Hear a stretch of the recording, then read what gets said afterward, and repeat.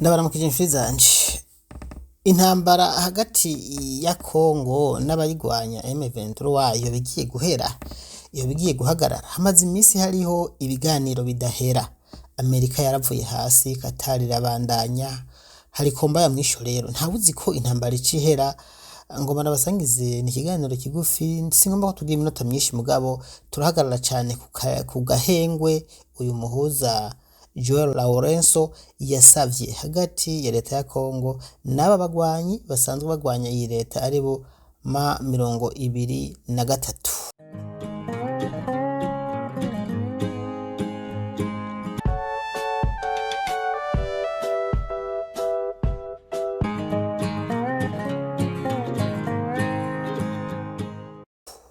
Isaha zitandatu neza vyategerezwa kuba agahengwe kubahirijwe. None kubahirijwe, reka dusimbire neza na neza kwisaha aho bita iwarikare kuri point 0 neza neza, atwibaze ko nimbagahengwe, turabe nimbagahengwe kubahirijwe nkuko vyasabwe n'uyu muhuza ariwe Joao Lourenço asanzwe ariko arahuza, ariko arasukamwe mabisi hagati y'abagwanya leta ya Kongo na Kongo.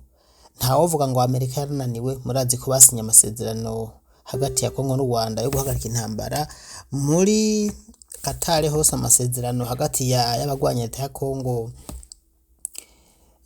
na Kongo, ibiganiro birakomeje. None umugabo ninde ubu aka gahengwe kubahirijwe? Ndabahaye inkuru mu masaha y'isaha 11 z'umugoroba, turagaruka inyuma turabe uko vyagenze.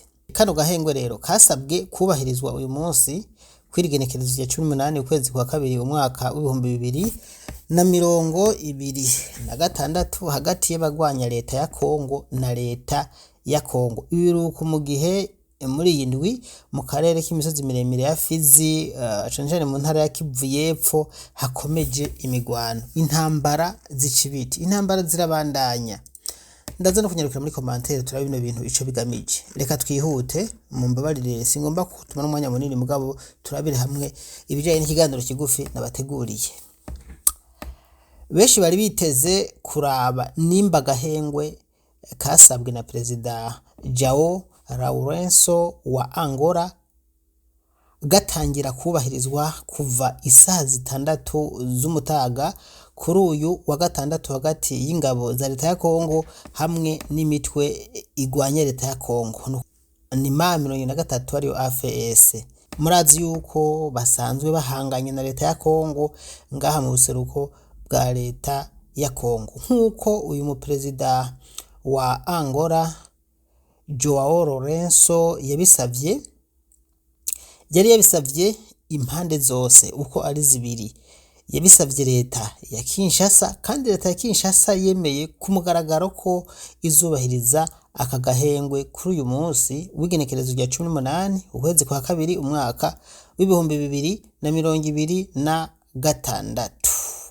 Benjamin Mbonimpa, umunyamabanga wa AFC M23 ku wa gatanu w'indwi yaheze, avugana n'ikimenyesha makuru ca BBC narabasangije ikiganiro ngaha kuri senere inyankamugayo, yavuga ko agahenge kasabwe n'uyu Joao Lourenço perezida wa Zambia. Wewe yuguye twamugina avuga ati ntitwumva inzira ya Angola yugara twamugina. Yashimangiye ko bobo bitaye ku buhuza bwa Qatar apana ubu buhuza bwa Angola. Mu yandi majambo avuga ati hariho ibintu vyasinyiwe ngaha muri Angola, hari amasezerano amazigihera hasinyiwe, aya masezerano ntiyubahirijwe. Yavuze mu kiganiro kirambuye, yavuze vyinshi, ndibaza mwaravyumvise, sinzi ko no basubirizamwo agace k'ivyo yavuze. Umutwe wa AFC 23 wavyamaganiye kuri tuvuga ko ari ukuyobya uburari, ashaka kubeshya abakongomani no kubeshya abanyafrika n'isi yose ko ashaka amahoro, ariko nta mahoro ashaka. nyuma y'aho ibiro by'umukuru w'igihugu cya Angola Joao Manuel Lourenço bisabye impande zishyamiranye muri Repubulika ya Demokarasi ya Kongo ari z'ingabo za leta n'inyeshyamba za AFC 20 z'umutwe wa AFC 23 guhagarika imirwano guhera tariki ya 18 kuri wa gatanu. Leta ya Kongo yasohoye itangazo ivuga ko yemeye ubusabe bwa Angola bwo guhagarika intambara guhera ku munsi wa gatatu w'icyumweru gitaha. Nyuma y'iryo tangazo umutwe wa AFC 23 wavuze ko iryo tangazo ari ryo kuyobya uburari abantu ko ahubwo leta ya Kongo igikomeza kugaba ibitero mu bice bitandukanye. Mu kanya gashize navuganye n'umuvugizi wungirije w'umutwe wa AFC 23 Dr Oscar Barinda ntangira mubaza uburyo bakiriye iri tangazo. Twe byadutangaje yuko ubutegetsi bwa Kinshasa bigaragare ko buhuzagurika nta murongo umwe bafata. Muzi neza ko turi mu biganiro nabo idoha kandi hariya twamaze kumvikana no gushyira umukono ku gahenge kuri ceasefire. Twashyizeho umukono kuri tariki 14 z'ukwezi kwa 10 ku mwaka ushize wa 2025. Urumva ubu ngubu twagiye gushyiraho rero akanama k'abagize abagenzuzi, akanama k'ubugenzuzi no gukurikirana ako gahenge. Ubu twari doha ubushize ku itariki 2 z'uku kwezi kugira ngo twige terms of reference, mbese ishyirwa mu bikorwa. Ndakeka mwarakurikiranye ko n'umukuru uhagarariye ingabo za MONUSCO yageze ino kuri Goma umunsi w'ejo. Yego.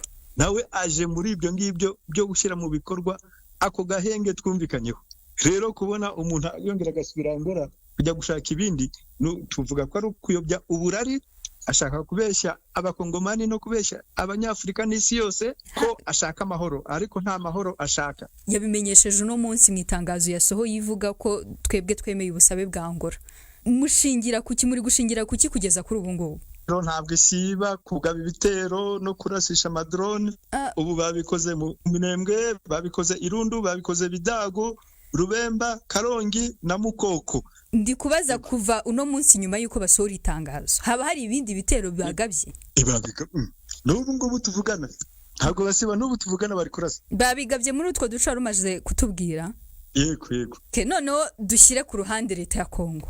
Mwebwe kugeza ubu ngubu ko mutaravuga yuko mushobora kuba mwashyira mu busabe Angola yasabye bwo guhagarika intambara cyangwa se nk'uko Doha mwari mumaze kubitubwira mu kanya, ni iyihe mpamvu?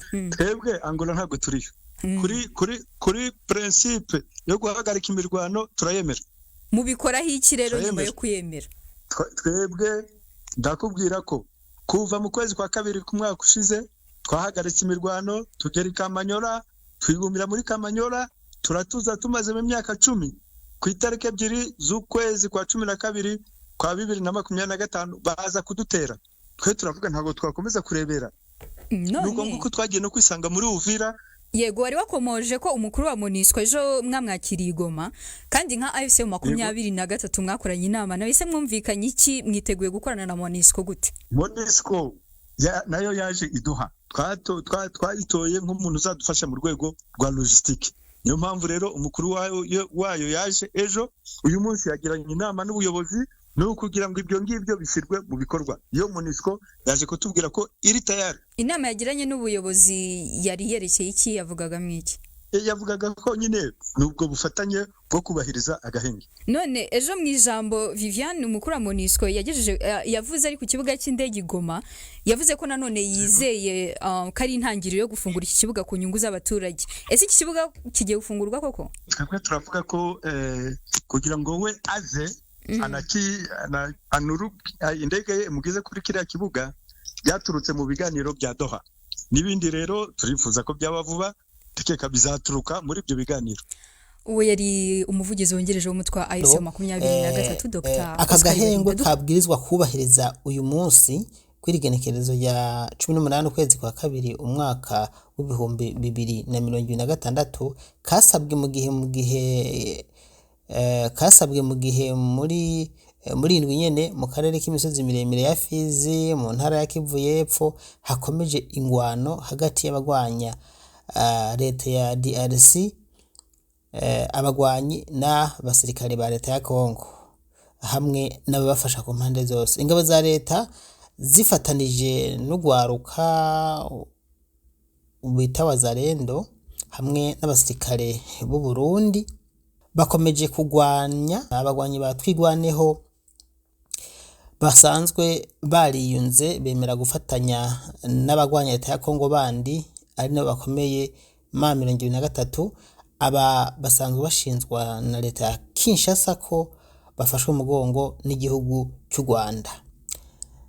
Mu minsi yahera harabaye amasezerano muri leta zunze ubumwe za Amerika hagati ya leta y'u Rwanda na leta ya Kongo, nayo nyene yashira gahengwe, yatanga gahengwe mu guhagarika intambara yari kirabera ngaha mu buseruko bwa Kongo. Ibi icyavuyemwo nk'umusaruro nuko nyuma yaho hadutse indyane zindi, ntambara zirabandanya gushika aho bagenda gufata hariya muri Uvira, ariko banduruka baravayo kubera ko bari babisabwe n'abategetsi bafashije kugira amasezerano yo guhagarika intambara. Ubu rero murumva ko uwo muperezida wa Angola nawe Lourenço nubwo yabisavye ntibiriko birubahirizwa.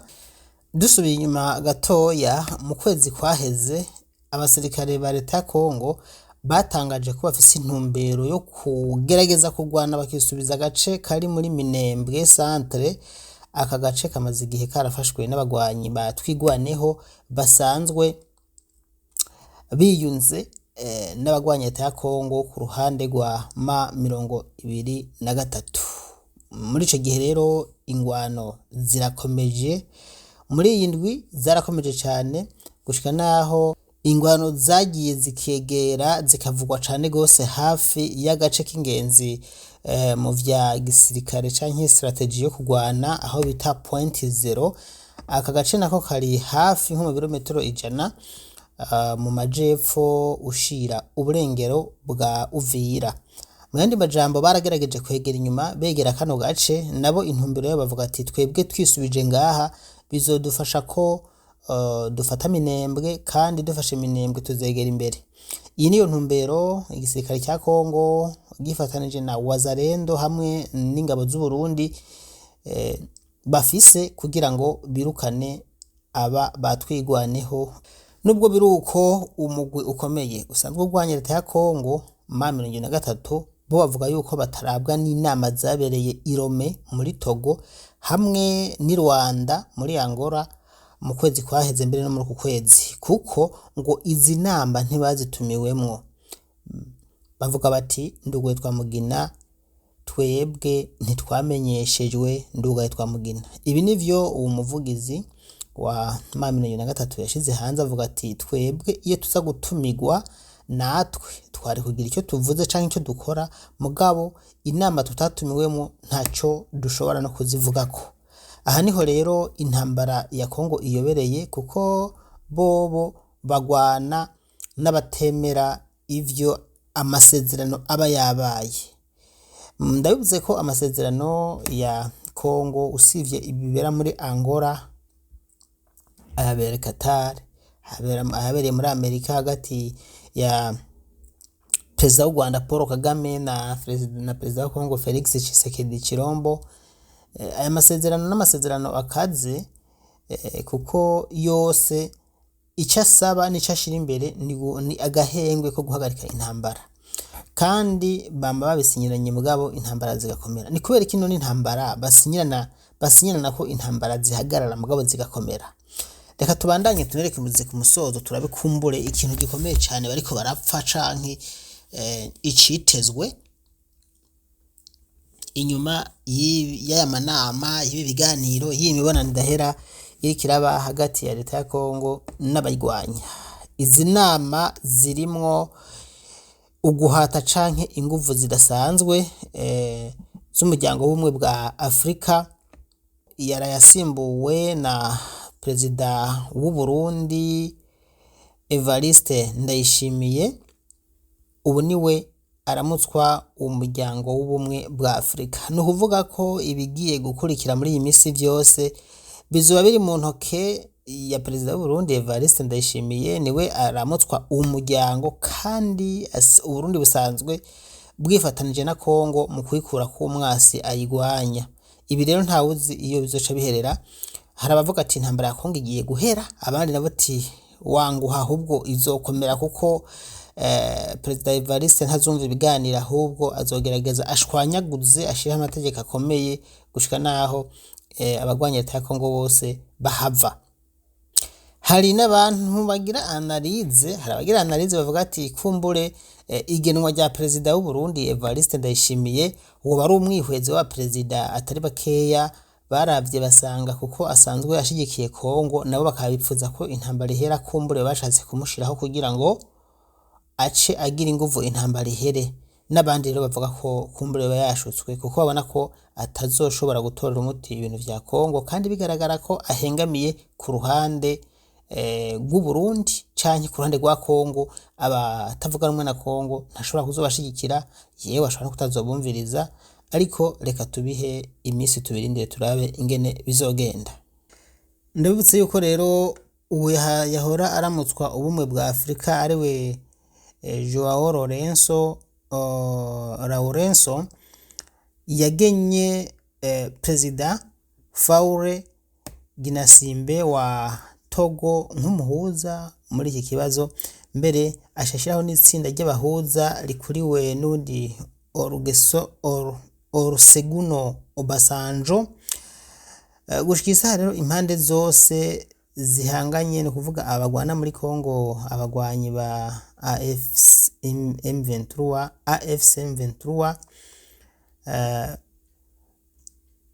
babitana ko na leta ya Kongo, bavuga bati nimwe mudusomborotsa, nimwebwe mutemera kubahiriza agahengwe. Mu yandi majambo baguma babitanako ku mpande zose, nimwe mwadutanguye ntiwoshobora kugenzura neza abatangura abandi, ugiye kuraba mugabo usanga ku mpande zose aka gahengwe ntibashaka kukubahiriza. Gushika isaha mu kurangiza ntawe babwira ko kano gahengwe kasabwe, twababwiye mu ntango ko kasabwe n'uyu muhuza yahora ari umukuru w'ubumwe bwa Afrika perezida Joao Lourenço, kubahirijwe. Nta bugenzuzi bukwiye bwabonetse. Icyakoze n'ubu abantu bari muri Kongo bavuga yuko amasasu ariko aravuga, ntawuzi rero iyo biza guhava biherera. Mu kurangiza nama nisabira abantu muri Kongo ko mwoza muraduha amakuru. Mbanza no gusaba imbabazi, nari maze iminsi ntakora ibiganiro nk'ibi kubera ko bantu muduhamagara mukaduha amakuru mwari maze iminsi mutavuga. Mu nkundire rero twongere guhana ibiganiro. Wowe uri muri Kongo ahantu ariko arabereza intambara, duhamagara utubwire ati ewe umuriro uri kuraka canke ati agahengwe kabonetse. Ibi biraza gufasha abantu badukurikira kumenya ati ka gahengwe perezida Joao Lourenço yasaba kubahirijwe ku mpande zose, kuko yaba leta ya Kongo yari yavyemeye, yaba 23 nayo nyene yari yavyemeye, nubwo kano gahengwe katigeze kubahirizwa. Reka ndabashimire inshuti zanje bakunzi munkurikira ku ishene ya YouTube Seneri Nyankamugayo. Ndabakengurukira cyane ko mwashoboye gukurikira kino kiganiro cyacu. Mu kanya kandi turongera guhura mu kindi kiganiro. Murakoze cyane.